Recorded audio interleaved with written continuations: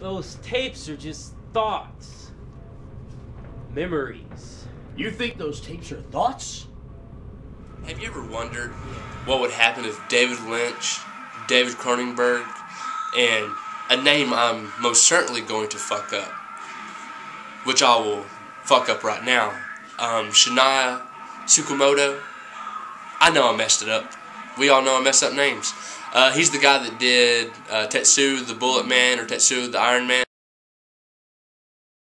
Well, anyways, if you've ever wondered what it would be like if those three people got together and had, next to no budget at all and put together a movie, the movie you would get would more than likely resemble Tapeworm. Now, Tapeworm is a film that I received a screener for about a month ago. I'm ashamed to say I'm just now getting around to... I've already seen the film. I've seen the film a couple of times now. But I'm just now, getting everything together to where I can do a somewhat review that can be justified, I guess, because Tapeworm is a very difficult film to explain, and I'm pretty sure I'm going to fail on all cylinders here, but I will try to. Tapeworm, like I said, is a film put out by Abortion Bin Productions. It was directed by Brian Hirschbein. I believe that's how you pronounce his name, but then again, it's probably not. It stars a guy named Braden Herschel. Once again, probably butchering that name. He plays a character named Frank. Now, Frank is a detective who is on his last limb, man. I mean, he is worn out. He is beat. He's that old dog in the corner that is just one kick away from just laying down and dying. In my opinion, anyways. He's very lost, when you're introduced to Frank in the film. And as I said, he's a detective. Also, maybe kind of an alcoholic at the same time. But, there's a lot of stuff to this puzzle that's missing. And it's definitely a movie that makes you wait to the last 5 minutes of the movie to break all those puzzles, all those pieces of the puzzle together. You don't have any idea what I'm talking about, do you?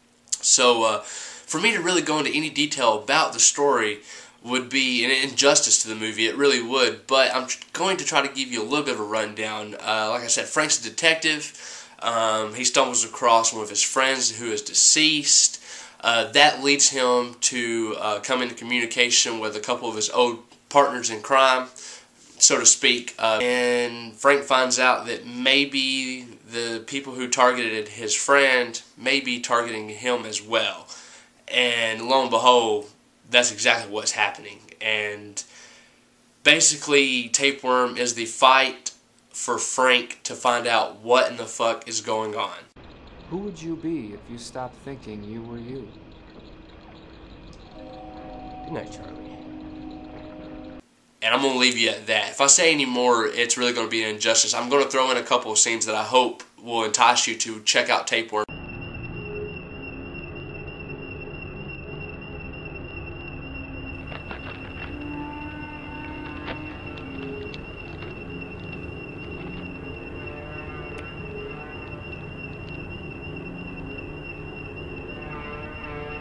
Because Tapeworm is one of those films you don't come across all the time. In the first 30 minutes of the film, it had a very film noir feel to it. It had that very aged feel, very film noir, very black and white detective feel to it. And then you got to the very weird and just trance-like feel throughout the second part of the movie that just made you feel like you were in a constant dream state. Well, it did for me anyways. It made me feel like I was in a constant dream state. The whole movie's very surreal.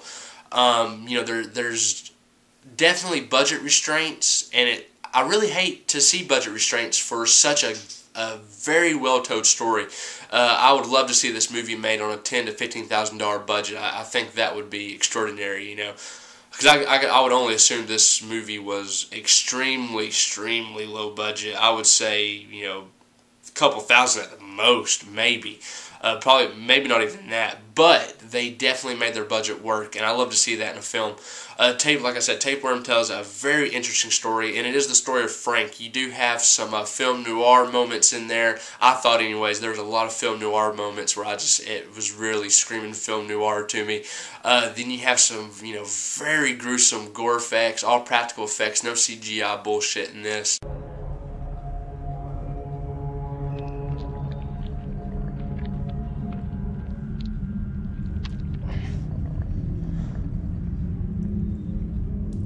It's all practical gore effects, which was done by the director Brian, which I think he did a wonderful job. Now, I really have to give praise to Braden Herschel, who played Frank, the main character. He's on screen pretty much throughout the entire movie, and the movie is an hour and 50 minutes. I would like to have seen it run about 90 minutes, but it did run, an hour and 50 some odd minutes. He did a hell of a job. I have no complaints about any of his acting at all points of the movie. I thought he was spot on. I thought he did a real good job, and he was very believable in his role. Tapeworm's not a movie you're going to come across all the time. They have a DVD order up right now. I believe they ship out, relatively quick. I want to say it's like $19.99 for the DVD. As soon as I get the money, I'm definitely going to be buying one. But Tapeworm's one that you're not going to come across all the time. It's definitely unique. It has a very unique, surreal soundtrack that plays throughout. Lots of different sounds, and it very, very much in the vein of David Lynch and Cronenberg, and who I mentioned all before. I'm tired of butchering people's names, but it stays original, but pays homage to a lot of the things that I love anyways. I really did enjoy Tapeworm. Like I said, I do feel like it ran a little too long. There are some scenes that I do have some nitpicks about, but all my complaints are very small. I will leave you with this, though. If the guys at Abortion Bin watch this video, if you ever have an actress on screen, please, please, please let her know. Do not breathe. If she is supposed to be dead, do not breathe at all. Because once I see something like that in a scene, it can take away from that entire scene. And in this movie, that did happen one time. And I will throw a small clip in here somewhere where it'll show you. It's actually Sylvia who is deceased, which is no spoiler alert. This all happens within the first 10 minutes of the movie.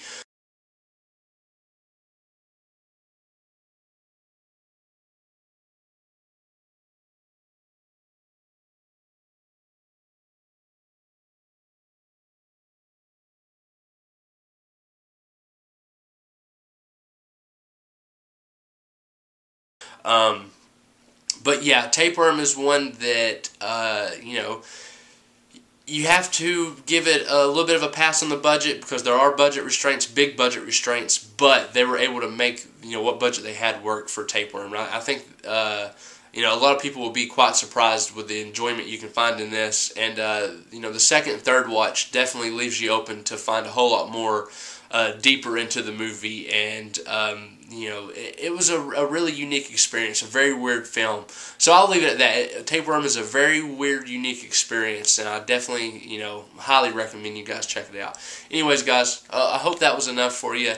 I'm not really good at explaining movies because I don't want to ruin anything. I think every little thing in a movie can accumulate to one large picture, and I'd hate to spoil anything. So I hope that enticed you enough, and I hope the clips I put in enticed you enough to go over and purchase Tapeworm, because like I said, it's definitely a film that you're not going to come across a lot. This is, everybody always wants something new and fresh, and I think this is something both new and fresh and different than most of anything out there, if not everything out there. It's a very different film, very weird film. So with that said, guys, this is Jack Bateman, and as always, stay sick and fucked. Peace.